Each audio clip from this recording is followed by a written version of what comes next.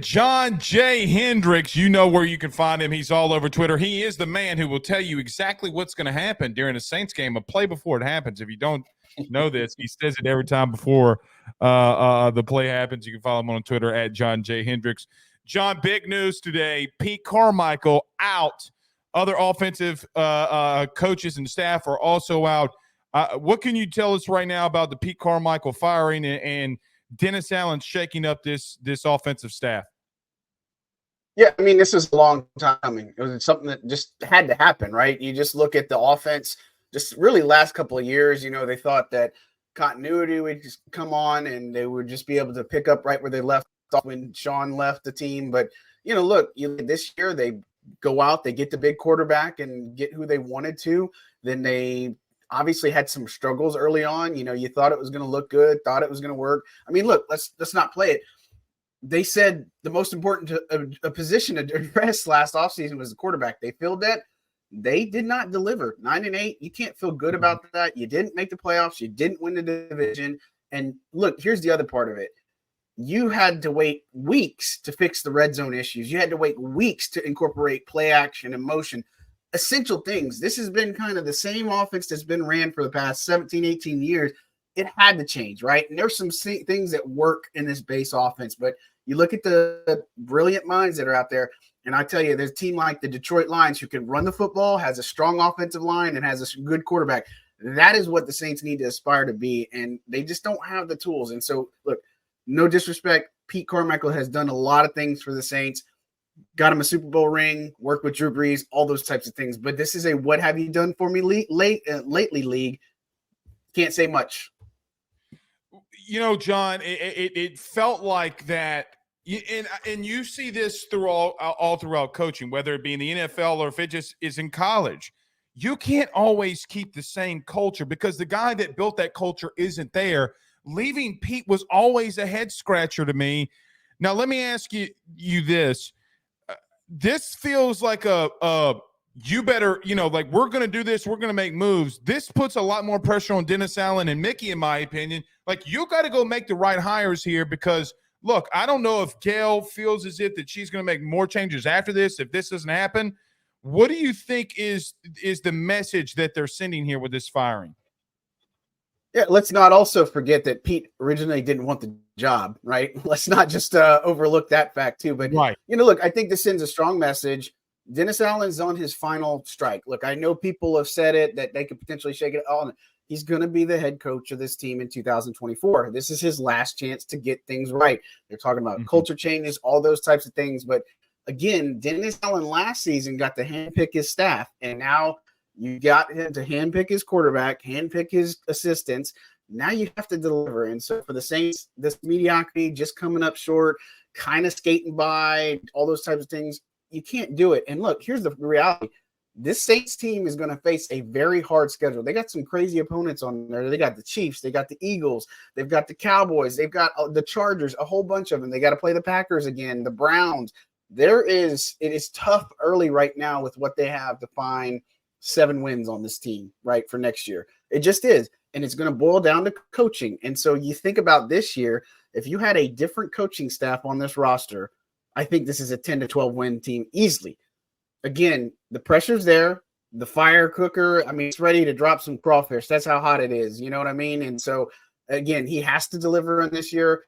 The offense is what needed to be fixed the most. Look, the defense needs its work too, because they kind of fell to poo when the offense finally hit their stride. And if they can't play in perfect harmony, they cannot win football games. John Gruden is a name that's been tossed out there a lot. I know that you and I talked about it off the camera, but what do you think about John Gruden? Where is that going on? I know he's got the legal battle with the league. What can you tell us on John Gruden? Yeah, look, the legal battle has to be sorted out. This isn't a Brian Flores situation. He's got to figure that out first before he takes on some kind of work. Now, an optics standpoint, the Saints could weather that storm. From a PC standpoint, again, I'm not saying that that's the right answer. the interest obviously could be there, but what I understand is that was just a dinner type thing in Tampa.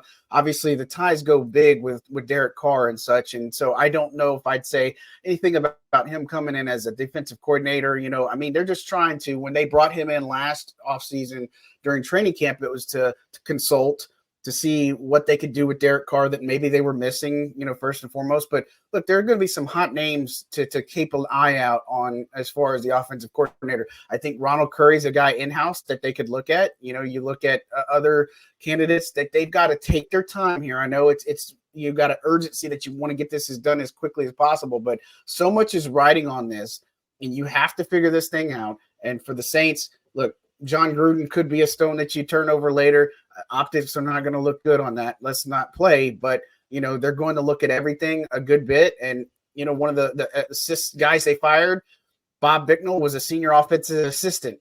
Right. That's a title John Gruden could come in here and do, right? And they fired a wide receivers coach too. But again, the chips are starting to stack up in that direction. It's not a given, but it would make sense if that happens. Let me ask a question that I know fans are going to get to, regardless, John, if me and you agree or if there's any sourcing behind it. Obviously, Washington is making a shakeup. I always want to call them the Redskins, but the football team, the Commanders, are obviously making some shakeup there. Is Eric Bieniemy ever going to be a deciding factor here? Do you think that he would be on the list? Because, John, as soon as the news broke, and it came out everywhere, the first name that fans on Twitter and social media were saying, go get Eric Bieniemy. What is the realistic nature with a guy like that? Yeah, does he want to do another lateral move? That's the problem. You know what I'm saying? He went from the Chiefs to the Commanders, and you work with Sam Howell. I mean, Derek Carr is a better one, but is that going to be – I guess the biggest thing, if he comes here to New Orleans and puts himself in a position where he fixes this offense, is that going to be worth moving? And, if Allen gets canned, could he be a prime coaching candidate? Possibly. You just don't know. But, again, I understand it. But we're talking about a guy that would make a lateral move. Now, if he wants to, that's possible because the Saints let Joel Thomas interview with the Giants for the same running back position. I mean, again, you got to remember, we're not done with these offensive or coaching staff changes, and it could be some on the defensive side. So it's a lot of moving parts and pieces. They're going to have to figure out some things. The problem is it going to be somebody that wants to make a lateral move that's already established in NFL, or are they going to promote from within like a guy like Ronald Curry, or look at the quarterbacks coaches work with the Texans, some of those guys that have really just taken it to another level. Those are the ones that get on people's radars, especially recency bias and such. So I think they're going to have to turn over a couple of stones. They're going to have to figure out what's best for this team moving forward. Get somebody to pair well with Derek Carr and is going to fix this offense, not just come in and just patch it up, because they have to have an offense that's going to put points up on the board. All right, last one for you. Excuse me. I'm going to be careful on how I say this, but I do think that the Saints have started to kick the tires on some of these quarterbacks that are going to be in the NFL draft. I'm not asking you if you think that they're going to move up to get a quarterback, but do you think now, with firing Pete and moving on from some of this, that could potentially be a complete offensive overhaul, even with trying to go get a young quarterback to start over and start fresh on the offensive side of things? I mean, it's a valid question. And look, they live in Louisiana, so to say that they haven't done some homework and looked and talked to Jaden Daniels and stuff, I know that's probably where people are going. Of course, that's happened, right? I mean, everybody knows that. And when you get to Senior Bowl, they're going to talk to everybody, college prospects. Everybody talks to everybody. So that's the thing. Now, here's my take on it, which, again, people don't really may care, whatever the case may be. You have a more glaring need on the offensive line and defensive line right now. You have got to use 14 and 45 to get it. They're not interested in taking somebody to ride the bench and then saying, oh, well, we're going to develop this guy to be the next one, right? Because they're in a win now. Like I say win now, but they got to produce this year, and they don't have time to mess around with a rookie quarterback and then just give them the reins next year. Now, if it all goes to hell after this year, they can rebuild. They can strip this thing down. They can make it hurt. But, I think they feel like with the core they have in back, they've got to figure out this offensive line situation, because let's look at it. Eric McCoy, Cesar Ruiz, and James Hurst. Those are the three that come back. Landon Young's possibly in the mix, but you don't know Ryan Rambeck's future with that degenerative knee.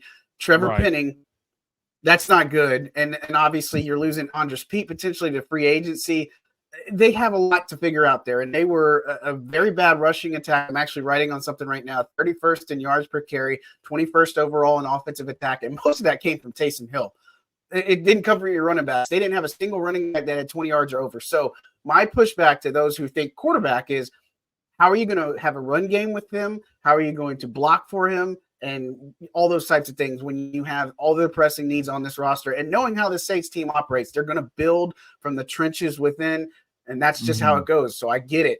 A prospect like Jaden Daniels, super exciting. I think he's going to be a home run, but I'm not so sure that if he comes into New Orleans right now that they don't ruin him. I just don't see the offense tailored to Jaden Daniels. And, of course, with Pete being out, maybe they have a better vision, but you got to get somebody who's going to work with Derek Carr and all those types of things. And so I think it's interesting. They're going to do their homework, but I don't see it happening. Got to catch Jaden Daniels first. That's what I told the whole SEC this year, John. That's all I'm going to say. All right, that's John. Fair. John J. Hendrix. You can follow him on social media or on Twitter at John J. Hendrix. Thank you so much, buddy, for taking your time with us to just talk about the Pete Carmichael stuff. I'm sure we'll have you on soon when they start making these hires. Thank you, bud. Sounds good, man. Appreciate you.